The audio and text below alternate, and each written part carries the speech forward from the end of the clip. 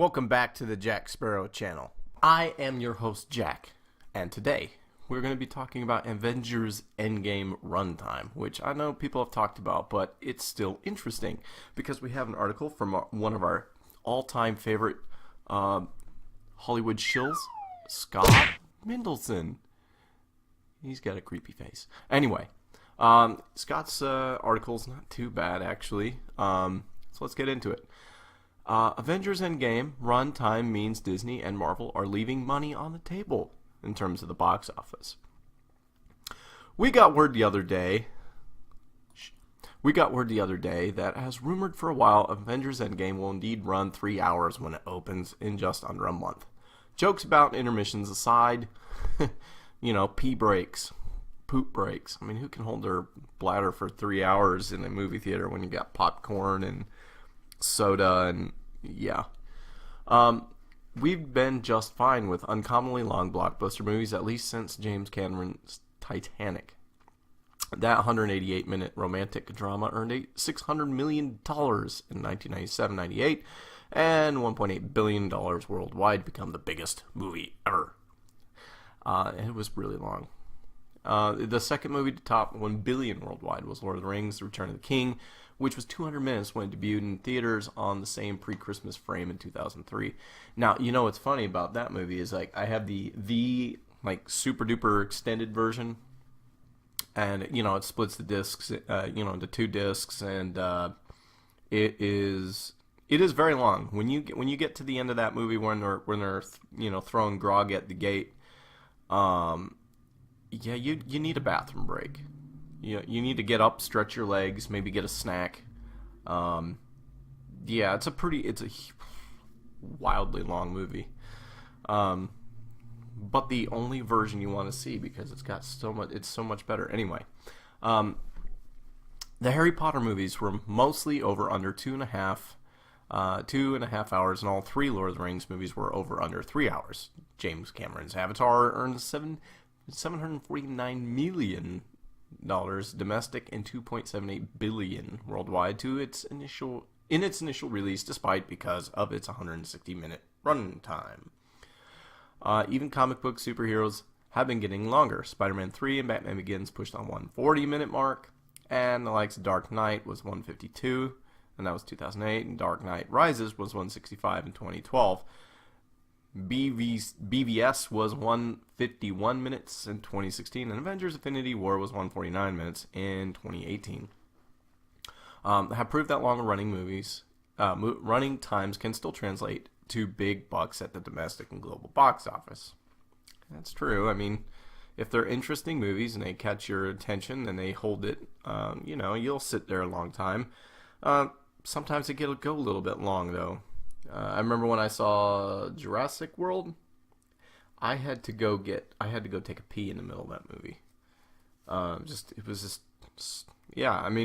wasn't even a terribly long movie, but it was long enough where I was like, man, I have to go pee. Not that you needed to know that. Whether you look at the Lord of the Rings movies, the James Cameron epics, or the Chris Nolan sequels, there is plenty of evidence that audiences aren't turned off by longer than expected blockbuster that they otherwise wanted to see. I imagine folks complaining about it are just complaining to complain. I don't know. I don't really know if anybody's truly complaining. Just as when they made a news story out of Netflix hiding Avengers Infinity War because they were too lazy to type AVE into the search box. I don't know. I think that's a stretch, buddy. By releasing Avengers Endgame as a 182-minute movie, Marvel and Walt Disney are willingly taking a hit in both directions. First, obviously, a movie that runs 33 minutes longer than Avengers Infinity War means fewer showtimes per day. That's not an issue with multiplexes. The emergence of the high-end multiplex megaplex in the mid to late 90s probably allowed longer movies to no longer be a deal breaker for theater chains. When you can schedule a big movie on multiple screens and still have a showing every hour, the running time isn't an issue. However, there are still plenty of smaller theaters around the world, and for those theaters, it may be the difference between 4 showings a day and 5 showings a day. Releasing a 3-hour Avengers movie versus a 2.5-hour Avengers movie means fewer tickets sold in the short term.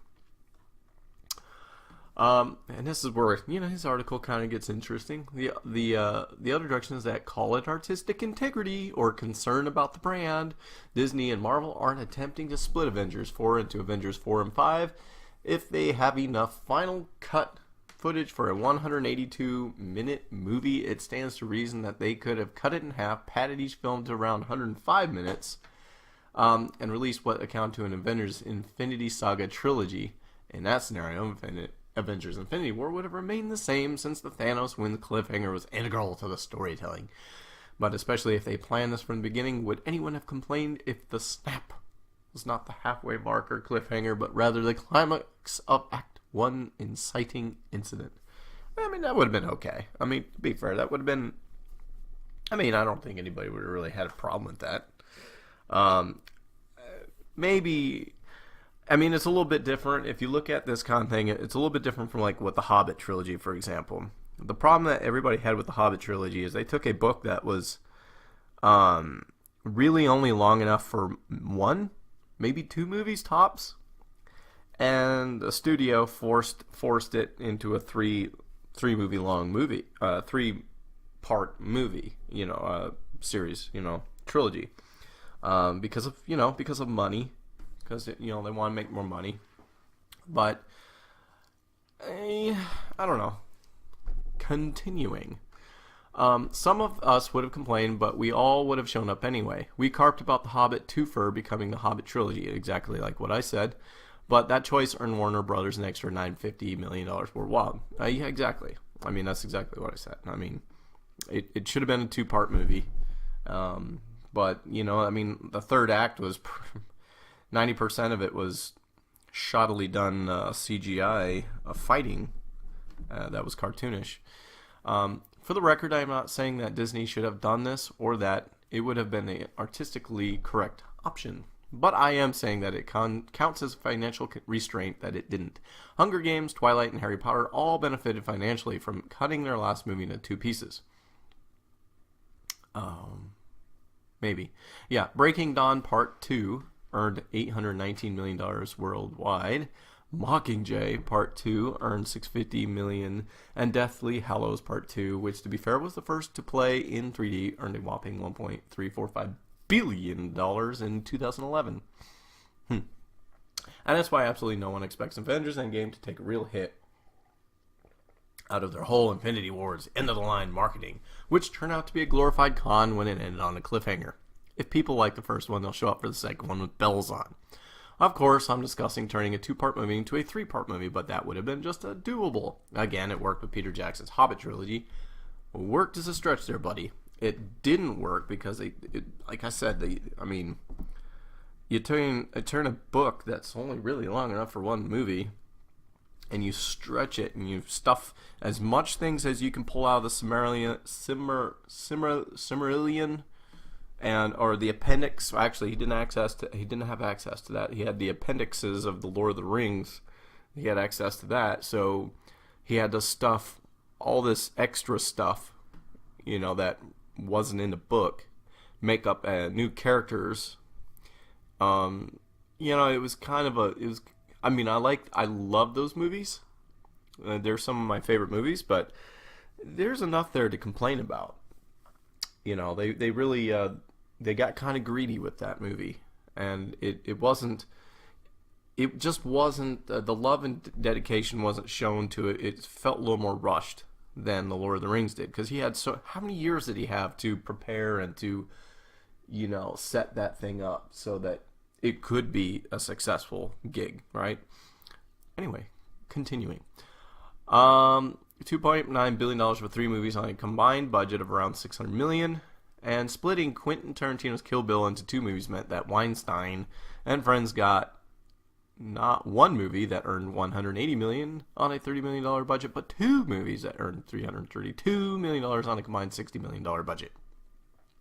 Disney and Marvel deserve a token of credit. I like this part. And Disney and Marvel deserve a token amount of credit for doing what was the least financially selfish / greedy thing possible with their crown jewel IP. Oh yeah, yeah. Let's give them. I mean, to be fair, I don't know if greed had anything to do with it. I think it has more to do with the fact that they really want to rush headfirst into this. Captain Marvel is the new face of the franchise nonsense. And I think it has more to do with that than it has anything to do with greed. I think they just want to, like, look, they want to push narratives and push agendas to the point, in all these movies that they start losing money eventually, right? Star Wars started losing money eventually. Their financials released, and this soy-laced nonsense is financially draining. Captain Marvel might it's going to make $1 billion. Okay, people went and saw it. Okay, a colleague of mine at work just said he was going to go see it on his anniversary last night because he admitted he's just a normie. He's just a dude that just wants to go see a popcorn flick, even if it is meh. Even if he doesn't even know anybody that's actually seen it personally. But he just wanted to do it, just to go see it, just go see a movie. So that's the type of people that have actually gone support these movies. It's not like... Anyway, I mean, I just thought that was an interesting comment from Mr. Mendelsohn. Yeah, they didn't force a more theater-friendly runtime for the sake of added showtimes. Oh, good for them. Pat on the back. Pin a rose on your nose, whatever. Nor did they chop a 182-minute movie into two 105-minute movies for that literally would have been doable, double the money, or another $1.3 billion to $2 billion for next summer. That's almost superheroic restraint. Ha ha ha. You're a funny guy, Mr. Senior Contributor. Okay, so that's an interesting article, and I've kind of commented throughout and left my 2 cents in there. I'm curious what you think. So leave a comment in the comment section below, down there, and down, and let me know what you think about all this. Do you think it's just about greed? They're not trying to be greedy and they're just want a good product, or do you just think that they just want to get this phase over with so they can crank out the Captain Marvel woke phase as quick as they possibly can, and give us that Squirrel Girl. And if you like this, please give me a like. And if you really like my content, go ahead and think about subscribing as well. And until next time, this is Jack Sparrow saying, keep your eyes on the horizon.